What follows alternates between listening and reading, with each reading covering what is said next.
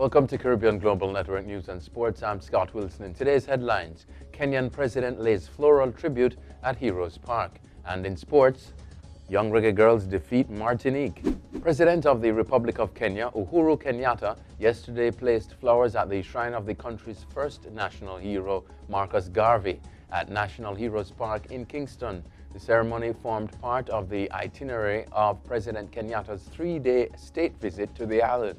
The President and Mrs. Margaret Kenyatta are special guests for the celebration of the 57th anniversary of Jamaica's independence. President Kenyatta, who arrived at the park shortly after 9 a.m., was greeted by a delegation headed by Minister of Culture, Gender, Entertainment and Sport, Olivia Grange. Prior to laying the wreath, President Kenyatta was introduced to members of the receiving party, which included representatives from the government, the Culture Ministry, the National Reparations Council, the Universal Negro Improvement Association, UNIA, and the Rastafarian community. After the floral tribute, President Kenyatta engaged members of the Nyabingi drummers who chanted and provided a steady beat during the ceremony.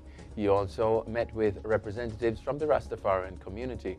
Following the ceremony, Grange described Garvey as the father of Pan-Africanism. Jamaica's leaders give Independence Day messages. Prime Minister Andrew Holness used the release of his annual Independence Day message to respond to critics of his government's efforts to protect the environment and reduce crime and corruption.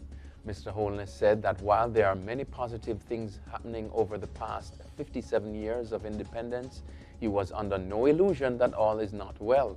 Quote, "Notwithstanding the great performance, there is no room for complacency.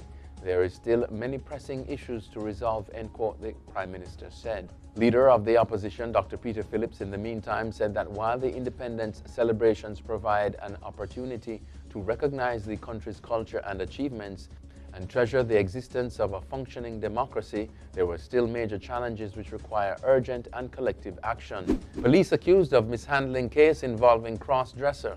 Following the release of a now viral video, the Jamaica Constabulary Force, JCF, is being called out over the manner in which police officers intervened in an altercation between a dreadlocked man and a male cross-dressing prostitute. Social media users have blasted the police for their poor handling of the matter, in which the dreadlocked man was ridiculed and embarrassed. Earlier, the police had the cross-dresser detail the alleged activity between the two before they were interrupted by an unknown woman.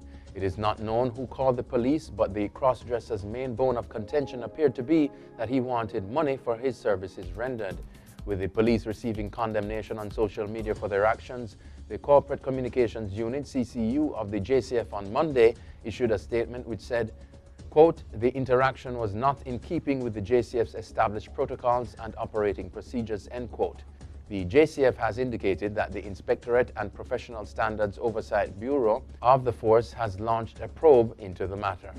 And in sports, young Reggae Girlz defeat Martinique. Young Reggae Girlz made a winning start in the Caribbean Football Union CFU Under-14 Girls Challenge Series, clipping Martinique 3-2 in a keen contest at the UE JFF Captain Horace Burrell Center of Excellence on Monday.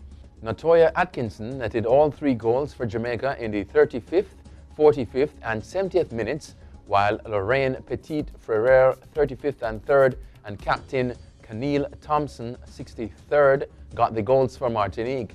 The Jamaicans and Dominicans, who earlier defeated Bermuda 5-1, are joint leaders of the group on 3 points each. Ottis Gibson sacked as South Africa coach. Former Barbadian cricketer Ottis Gibson has been sacked from his role as South Africa's head coach.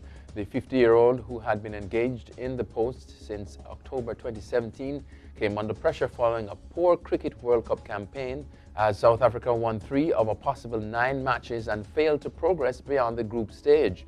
The former West Indies fast bowler has been linked with the upcoming England vacancy, as Trevor Bayliss is leaving after the Ashes. On Sunday, Cricket South Africa announced it was implementing a football-style restructuring which will see Gibson depart.